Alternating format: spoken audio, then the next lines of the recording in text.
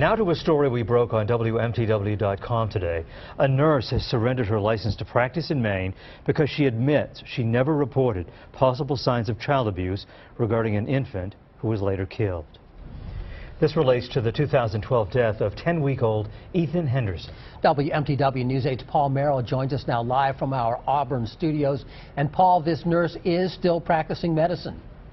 Steve, she appears to be, and so are other healthcare professionals who treated this young boy and never reported broken bones, bruising, or swelling to the state. When Irving Fonts and Jan Collins started a family together, they never could have imagined the sadness they would have to endure. The grief that you feel doesn't go away because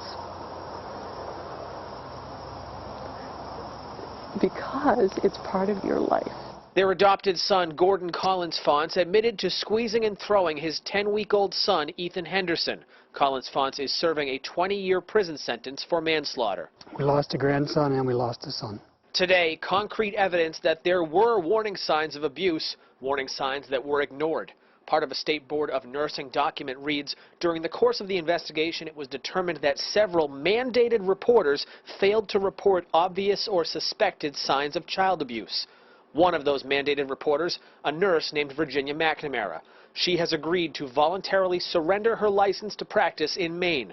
Ethan's grandparents applaud this move. They say they've been pushing for action regarding other mandated reporters who saw Ethan and said nothing.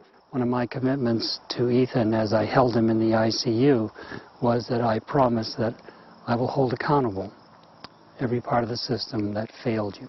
They'd like more direction for people whose jobs make them mandatory reporters of child abuse. It would serve as a reminder to those people what their responsibilities are. And their responsibilities are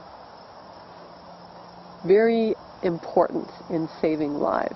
Irving and Jan visit Gordon every week and frequently see Ethan's twin brother, who has been placed with a foster family.